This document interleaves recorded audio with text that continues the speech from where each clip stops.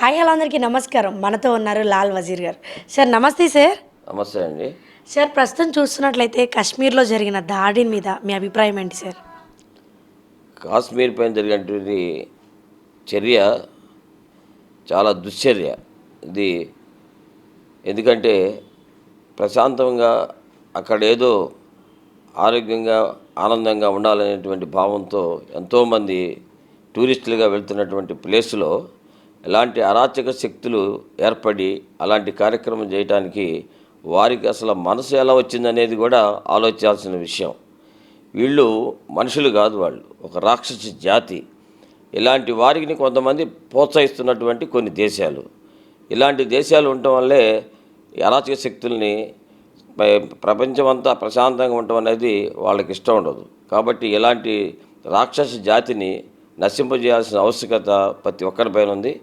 ఇవాళ భారతదేశము అంటే ఏంటో కూడా దీనివల్ల నిరూపించబడింది. ఎందుకంటే భారతీయులందరూ కూడా ఒకటే, ఇక్కడ కులాలు లేవు మతాలు లేవు అని చెప్పేటువంటి భావంతో ఇవాళ మొత్తం భారతదేశంలో ఉన్నటువంటి ప్రజలందరూ కూడా ఏకతాటిపైన మరి వచ్చి ఇవాళ నిలబడ్డారంటే ఇవాళ భారతదేశంలో ఉన్నటువంటి ప్రజలందరూ కూడా చేతులెత్తి దండం పెట్టాల్సిన ఆవశ్యకత ఉందని చెప్పేసి తెలియజేస్తున్నాను.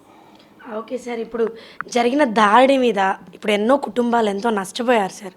ఒక ముస్లిం సోదరుడిగా మీరు ఆ కుటుంబాలకు ఏం చెప్పాలనుకుంటున్నారు సార్? కుటుంబం ఏ కుటుంబం అయినా సరే, వాడు ముస్లిమా హిందువా క్రిస్టియనా అనేది కాదండి. అసలు అది చాలా అన్యాయం. ఎందుకంటే ఆ కుటుంబం పైన ఎంతమంది ఆధారపడి ఉంటారు. ఇప్పుడు మరి ఎక్కువ మందిని మగవాళ్ళని చంపడం అనేది చాలా బాధాకరమైన విషయం. ఎందుకంటే ఆ కుటుంబం పైన భార్య బిడ్డలు వారి తల్లిదండ్రులు మరి అట్లాగే భారతదేశ అభివృద్ధి కూడా ఉంటుంది. ఎందుకంటే ఒక నేవీ ఆఫీసర్ని చంపడం అనేది కూడా మనం చూసాం.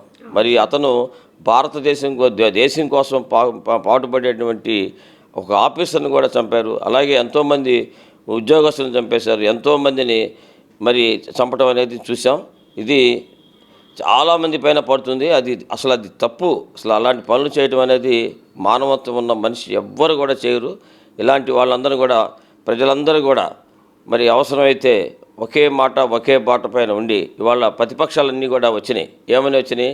ప్రతిపక్షాలన్నీ కూడా మరి ఇవాళ ప్రభుత్వం ఏదైతే నిర్ణయం తీసుకుంటుందో దానికి కట్టుబడి ఉంటామన్నాం అని చెప్పి వాళ్ళని చెప్పడం జరిగింది. అదే రకంగా ప్రజలందరూ కూడా ప్రభుత్వం ఏ నిర్ణయం తీసుకుంటే ఆ నిర్ణయానికి సపోర్ట్గా కూడా ఉంటుందని చెప్పేసి తెలియజేసుకుంటా ఉన్నాను. సార్ చూస్తున్నట్లయితే మతం అడిగి చంపడం ఎంతవరకు కరెక్ట్ అంటే, నువ్వు హిందువా ముస్లిమా అని చెప్పి అడగడము, సుంతి చేయడానికి ప్రయత్నించడము, సో ఇలాంటివి ఎన్నో వింటున్నాం సార్. దీన్ని ఎలా స్పందిస్తారు మీరు? ఇది ఫస్ట్లోనే చెప్పాను మీకు, ఇది ఒక రాక్షస జాతి. ఎక్కడ ఉందండి? బైబిల్లో ఉందా, ఖురాన్లో ఉందా, లేకపోతే ఇంకో చోట ఉంది? ఎక్కడుంది చెప్పండి? వాడు చేసినటువంటి పని చాలా తప్పు కార్యక్రమం అది. అలాంటి వాళ్ళని మనం అసలు వారి గురించి మళ్ళీ రిపీట్ చెప్పుకోవటం కూడా తప్పే. ఎందుకంటే ఇంక ఇది ఇలాంటి చూసి కొంతమంది నేర్చుకునేటువంటి పరిస్థితి కూడా వస్తుంది. కాబట్టి దాన్ని మనం ఏకగ్రీవంగా ఖండించాలి. దాన్ని మనం ఎవ్వరు అసలు భారతదేశంలో కాదు ప్రపంచ దేశాలన్నీ కూడా ఇవాళ మనకు సపోర్ట్గా ఉన్నాయంటే అలాంటి వాళ్ళు చేసినటువంటి తప్పుల్ని వల్లే ఇవాళ ప్రపంచ దేశం అంతా కూడా ఎవరైతే ఈ ఉగ్రవాద చర్యలు చేసేటువంటి వారందరి పైన ఇవాళ చర్య తీసుకోండి అని చెప్పడం జరుగుతూ ఉందని చెప్పేసి కూడా తెలియజేస్తా ఉన్నా. Okay sir, thank you so much sir. Okay, thank you అమ్మా.